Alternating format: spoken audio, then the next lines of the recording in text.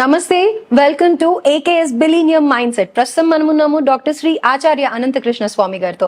నమస్తే సార్. నమస్కారం sir. With your permission, classes ఎప్పుడు ఉన్నాయో ఫస్ట్ వ్యూయర్స్ కి ఎక్స్ప్లెయిన్ చేసేసి తర్వాత మనం ఎపిసోడ్ లోకి వెళ్ళిపోదాం. ఓకేనమ్మా. Right sir. సో ముందుగా 24th నవంబర్ హైదరాబాద్ లో ఉంది, తర్వాత 1st December Rajahmundry, 8th December Vijayawada, 29th December Anantapur. అలాగే స్పెషల్ క్లాసెస్ కోసం మీరు ఎంతగానో ఎదురు చూస్తున్నారు కదా, హైదరాబాద్ లో వచ్చేసి డిసెంబర్ 22nd ఉంది. అలాగే మనం ఇయర్లీ వన్స్ వెయిట్ చేసే దుబాయ్ స్పెషల్ క్లాస్ జనవరి 5th ఉంది. సో అస్సలు మిస్ చేసుకోకండి. 3 వండర్ఫుల్ ఆపర్చునిటీస్ మీకోసం వెయిట్ చేస్తూ ఉన్నాయి. ఒకటి, గురుగారితో ట్రావెల్ చేయడం దుబాయ్కి, అలాగే దుబాయ్ ఫెస్టివల్ అటెండ్ చేస్తూ అక్కడ వండర్ఫుల్ లైఫ్ స్టైల్ గ్రాండియర్ అంతా చూస్తూ స్పెషల్ క్లాస్ ని అటెండ్ చేసి యూనివర్స్ కి కనెక్ట్ అవ్వడం. సో ఇంతకంటే అద్భుత అవకాశం మళ్ళీ రాదు. రిజిస్ట్రేషన్స్ చాలా త్వరగా ఫిల్ అయిపోతున్నాయి. ఏమాత్రం ఆలస్యం చేయకుండా రిజిస్ట్రేషన్స్ త్వరగా చేసుకోండి. సో ఇప్పుడు ఆలస్యం చేయకుండా ఎపిసోడ్ లోకి వెళ్ళిపోదాం. సార్, ప్రస్తుతం మేము ఏం చేస్తున్నాము అనేది మీ టాపిక్స్ తో ఇంక్లూడ్ చేసి నేను అడగబోతున్నాను. అయితే ఏంటంటే సోషల్ మీడియాని ఎక్కువగా వాడుతూ ఉన్నాం, రైట్? మీరేం చెప్తారు అంటే మన సబ్జెక్ట్ లో ఉన్న పాయింట్స్ లో వన్ ఆఫ్ ది పాయింట్ ఏంటంటే పక్కన వాడి గురించి ఆలోచించొద్దు, పక్కన వాడి గురించి నెగటివ్ గా మాట్లాడొద్దు, అసలు వేరే వాడి గురించే మనకు అవసరం లేదు అని చెప్తుంటారు. కానీ మేము నిద్ర లేచినప్పటి నుంచి షార్ట్స్ చూస్తూ ఉంటాం, రీల్స్ చూస్తూ ఉంటాం, పక్కన వాడి గురించి ఎక్కువ కాన్సన్ట్రేట్ చేస్తాం మాకంటే ఎక్కువగా. కాబట్టి ఏమో మేబీ మేము త్వరగా ఏదైతే అనుకుంటున్నామో అది అవ్వట్లేదు. సో మన సబ్జెక్ట్ కి సోషల్ మీడియాకి అడ్వాంటేజెస్ ఎంత ఉన్నాయో డిసడ్వాంటేజెస్ సోషల్ మీడియాతో అంతే ఉన్నాయి. సో అడ్వాంటేజ్ కావాలి అని అంటే ఏం చెయ్యాలి అని అంటారు, ఎంతవరకు అవసరం అని అంటారు? ఇప్పుడు ఒక పిల్లాడు ఉన్నాడమ్మా, ఓ ఇంజనీరింగ్ చేస్తున్నాడు. ఆ పిల్లాడికి ఆ సబ్జెక్ట్ అవసరం. సోషల్ మీడియాలో బోలెడ్ సబ్జెక్ట్ ఉంది దానికి సంబంధించి, అది చూసుకుంటాడు, మిగతా తక్కువ చూస్తాడు. అవునా కదా? ఇంకేదన్నా ప్రొఫెషన్లో ఉన్నాడు, ఆ ప్రొఫెషన్ సంబంధించి ఏదైతే అవసరం ఉందో అది మాత్రమే చూస్తాడు, మిగతా తక్కువ చూస్తాడు. ఓకేనా? ఎప్పుడు మనం సోషల్ మీడియాలోకి వెళ్ళిపోతాం అంటే పని పాట లేనప్పుడు దాంట్లోకి వెళ్ళిపోతాం మనం. అర్థమైందా? ఇది ఎలా ఉంటుందంటే ఒక రీల్ చూసిన తర్వాత ఇంకా చూడాలి అని చెప్పేసి టైం కూడా తెలియదు. అదే పని కల్పించుకొని అనవసరంగా మనం 1 గంట టైం వేస్ట్ చేస్తున్నాం. నేనేమంటానంటే ఇప్పుడు మన సబ్జెక్ట్లోకి వచ్చింది, మన సబ్జెక్ట్లోకి వచ్చిన తర్వాత మనం ఏం చేయాలంటే మన సబ్జెక్ట్ సంబంధించింది మాత్రమే చూడాలి. అది మీకు వెళ్ళిపోతుంది. ఇప్పుడు డబ్బు సంబంధించి బోలెడు ఉన్నాయి మనకి, మనీ అఫర్మేషన్స్ కొడితే బోలెడు వస్తాయి మనకి. దాంట్లో మీకు ఏం కావాల్సింది? డబ్బు కావాలా, బంగారం కావాలా, ఐశ్వర్యం కావాలా, ఇల్లు కావాలా, ఏది కావాలి? ఒక అబండెన్స్, ఒక లైఫ్, మీరు లావిష్ అబండెన్స్ అనుకున్నప్పుడు దాంట్లో బోలెడు ఉంటాయి మీకు. దాన్ని చూస్తూ ఉండండి. నేనేం చెప్తున్నానంటే, ఒక స్టూడెంట్ ఉన్నాడు, తను ఒక టార్గెట్ చేరడానికి తన సబ్జెక్ట్ సంబంధించిన దాని మీదే దృష్టి పెడతాడు. ఒక 6 నెలలో 7 దృష్టి పెట్టి దాంట్లో విజయాన్ని సాధిస్తాడు. ఇప్పుడు మన డబ్బు పరంగా విజయాన్ని సాధించాలి. ఇప్పటి వరకు మనకు ఉన్నటువంటి ఈ లొసుగులు ఏవైతే ఉన్నాయో, ఏవైతే ఇబ్బందులు, ఇవన్నీ తొలగిపోవాలన్నప్పుడు మనం ఇంతకుముందు చెప్పుకునే ఎపిసోడ్లలో మనం ఏం చెప్పుకున్నామంటే, ముందు మైండ్ సెట్ మారాలని చెప్పుకున్నాం. మైండ్ సెట్ మారిన తర్వాత అప్పుడు కొన్ని వీడియోలు చూడాలనుకున్నాం. వీడియోలు చూసిన తర్వాత నీకు డబ్బు కావాలనుకున్నప్పుడు, నువ్వు ఒక రిచ్నెస్ మైండ్ కలిగి ఉండాలనుకున్నప్పుడు, ఒక రిచ్నెస్ నువ్వు అనుభవించాలనుకున్నప్పుడు, అప్పుడు వీడియోలు చూసినాక ఈ సబ్జెక్ట్లోకి రమ్మన్నాను. ఈ సబ్జెక్ట్లోకి వచ్చిన తర్వాత ఇంకా వేరే ఆలోచన లేవు. ఎందుకంటే ధనమూలం ఇదం జగత్, ఈ ప్రపంచం అంతా డబ్బుతోనే నడుస్తుంది. ఈ కలియుగంలో కావాల్సింది కూడా మనకి డబ్బే. కాబట్టి ఆ ఆలోచన తప్ప ఇంకా వేరే అవసరం లేదు. డబ్బు ఉంటే అన్నీ వచ్చేస్తాయి కదా. అవునా కదా? డబ్బు ఉంటే అన్నీ వచ్చేస్తాయి. ఎందుకంటే నీ దగ్గర డబ్బు ఉంది, ప్రతి ప్రొఫెషన్ వాడు నీ దగ్గరకు వస్తాడు. అందరం నువ్వు డబ్బుతోని కమెంట్ చేయగలవు, నీ పనులు చేయించుకోగలవు, 2 చేయగలవు. కాబట్టి అన్నిటికీ మూలం డబ్బే. కాబట్టి ఆ డబ్బు ఒకటి సాధిస్తే సరిపోతుంది కదా. అలాంటప్పుడు డబ్బుకు సంబంధించిన వీడియోలే చూస్తాం మనం. సోషల్ మీడియాలో కూడా డబ్బుకు సంబంధించి ఎవరైనా చెప్తున్నారో అదే వింటాం మనం. మనకి ఎంతవరకు కావాలి దాన్ని మాత్రం మనం గ్రహిస్తాం. ఇంకా ఇతర విషయాలతో మనకు పని లేదు కదా.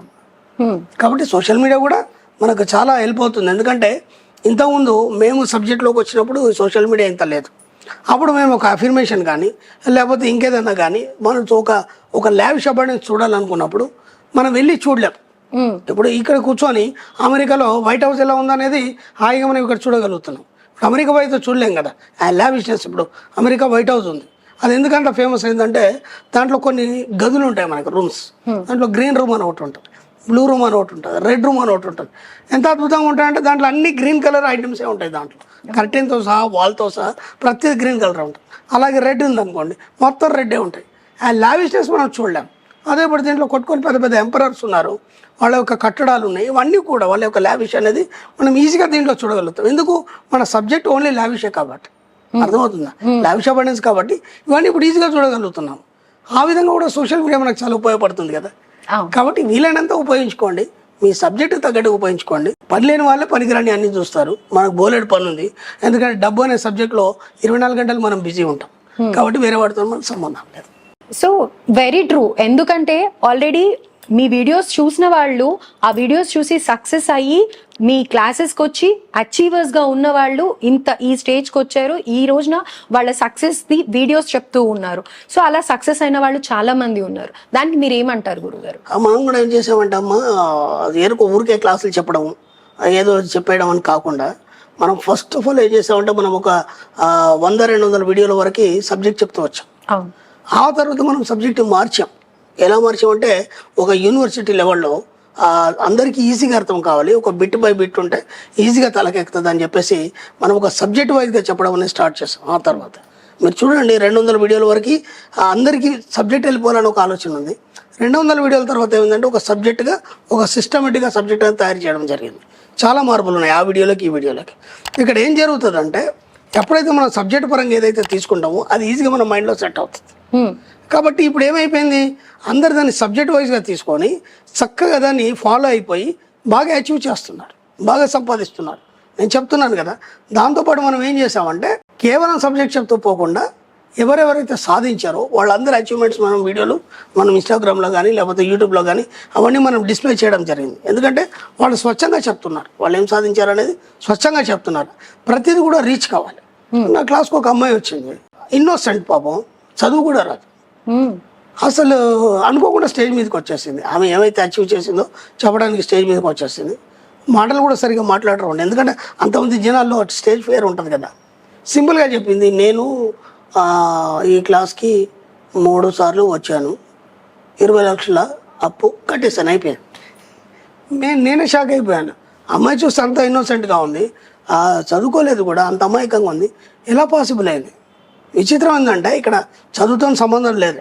జస్ట్ క్లాస్కి వచ్చిన తర్వాత మనం చెప్పే అఫర్మేషన్స్ కానీ లేదంటే మనం చెప్పే సబ్జెక్ట్ కానీ దాంట్లో ఒక 2 పాయింట్లు పట్టుకుంటే చాలు, వాళ్ళు సక్సెస్ అయిపోతారు. అలా చాలామంది కూడా చదువురాని వాళ్ళు కూడా మన క్లాస్ చాలా మంది వచ్చారు.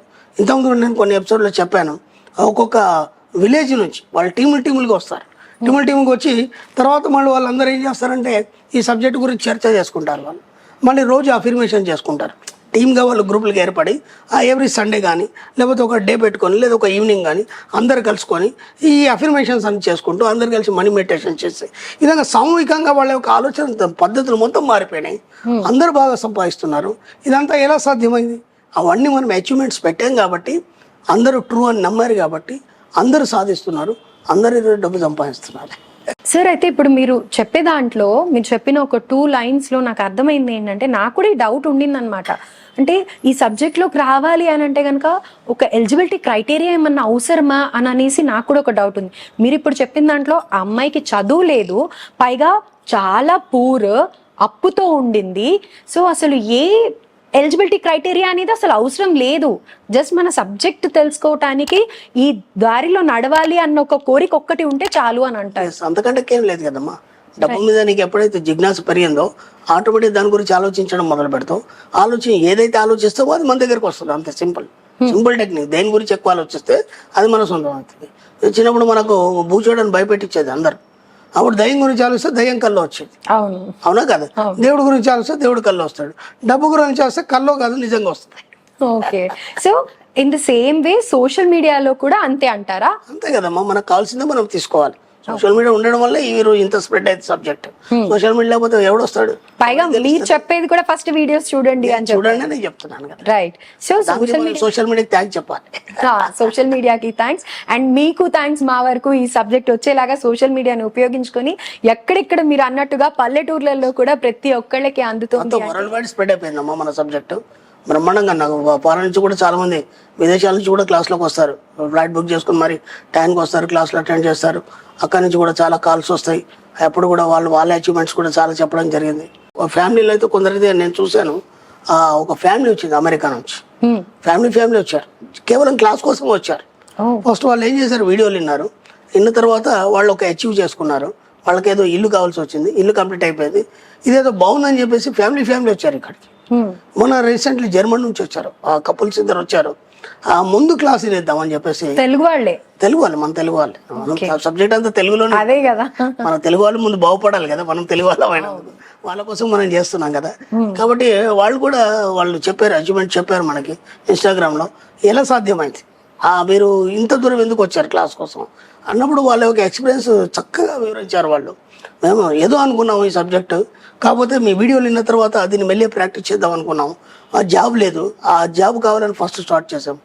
జాబ్ వచ్చేసింది. జాబ్ వచ్చిన తర్వాత కొన్ని అప్పులు ఉన్నాయి, అవి కూడా తీసేసాం. ఆ తర్వాత ఒక ఇల్లు అనుకున్నాము. ఆ ఇల్లు గురించి ఎప్పటి నుంచో అనుకున్నాం కానీ ఎప్పుడూ కాలేదు. దాని గురించి ఎన్ని ప్రయత్నాలు చేసినా దూరం పోయింది. ఎప్పుడైతే సబ్జెక్ట్లోకి వచ్చిన తర్వాత మేము అఫర్మేషన్ చేసి దానికి సంబంధించినటువంటి ఒక డిజైన్ మేము క్రియేట్ చేసుకొని ఇలాగే ఉండాలి, ఇలా ఉంటేనే బాగుంటుంది అని చెప్పేసి పదే పదే పదే మేము అఫర్మేషన్ చేసాం. అనుకోకుండా కొన్ని అవకాశాలు వచ్చేసి ఆ ఇల్లు కూడా మా సొంతం అయిపోయింది. ఇప్పుడైనా సరే క్లాస్కి వెళ్దామని చెప్పేసి రావడం జరిగింది. ఇలా విదేశాల నుంచి కూడా మనకు చాలామంది ఉన్నారు. మన భారతదేశం నుంచి కూడా నలుమూలల నుంచి ఉన్నారు. బాంబే నుంచి వస్తారు, ఢిల్లీ నుంచి వస్తారు, సౌత్ నుంచి కూడా చాలామంది వస్తారు, తమిళనాడు నుంచి కానీ బెంగళూరు నుంచి కానీ చాలామంది. మొత్తం వరల్డ్ వైడ్ పాకిపోయింది సబ్జెక్టు. అందరూ పొడిగిపోచుకున్నారు, అందరూ బాగా సంపాదిస్తున్నారు. పదే పదే పదే సబ్జెక్టు గురించి ఆలోచిస్తున్నారు. ఇంతకుముందు ఉన్నటువంటి చాదస్తాలు, మూఢనమ్మకాలు అవన్నీ పోయినాయి ఆ మధ్యాహ్నాల్లో. ఇంతకుముందు అంటే అవన్నీ పూజలు అవన్నీ ఉండింది. నేను పూజలు చేద్దానని నేను 100 సార్లు చెప్పాను. ఆ సబ్జెక్ట్ వేరు, ఈ సబ్జెక్ట్ వేరు.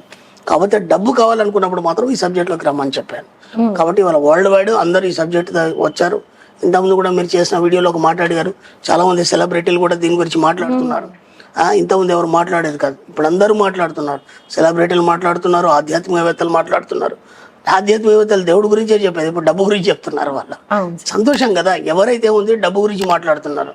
నేను ఇంతకుముందు ఒక వీడియోలో ఒక మాట చెప్పాను. మనం ఎవరమని లేదా మీరెవరని అడిగినప్పుడు, మీ కులం ఏందని అడిగినప్పుడు మనం ఏం చెప్పాలంటే ధనికులం అని చెప్పాలి. అర్థమైంది. కాబట్టి అందరూ ధనికులుగా మారిపోవాలి, అందరూ బాగా సంపాదించాలి, వారి కోరికలన్నీ తీర్చుకోవాలి. కాబట్టి మన కులం ఏంది చెప్పండి? ధనికులం. ఎస్, మనం ధనికులుగానే ఉండాలి, అందరూ ధనికులు అయిపోవాలి. అదే నా కోరిక. So AKS billionaire mind set చూసే వాళ్ళందరూ కూడా ఏ కులము అని అంటే కనుక ధనికులం ఒకటే చెప్పాలి అంతే. రైట్. డబ్బు నోడికే కులం ఉండదమ్మా. ఎక్కడికైనా వస్తాడు, ఎక్కడికైనా వెళ్తాడు, వాడి గురించి ఎవడు పట్టించుకోడు. ముందు డబ్బు సంపాదించండి, పుచ్చగా పుష్కలంగా డబ్బు సంపాదించండి, ఇక ఎవరేం మాట్లాడరు అంతే. సో విన్నారు కదా మా కన్వర్జేషన్. ఎట్ లాస్ట్ చెప్పేది ఏంటి అంటే కనుక ఆల్మోస్ట్ గురువు గారు చెప్పేది వీడియోస్ చూడమని, కానీ వీడియోస్ చూసినా కానీ డౌట్స్ క్లారిఫై అవ్వవు. అలాంటప్పుడు ఏం చేయండి, క్లాసెస్కి అటెండ్ అవ్వండి. ఇంకా మీకు డౌట్స్ ఉన్నట్టయితే కనుక కమెంట్స్లో డెఫినెట్గా మెన్షన్ చేయండి. మీ డౌట్స్ని నేను గురువు గారితో మాట్లాడి క్లారిఫికేషన్ తీసుకుంటాను. Right. Thank you sir, thank you so much. Thank you.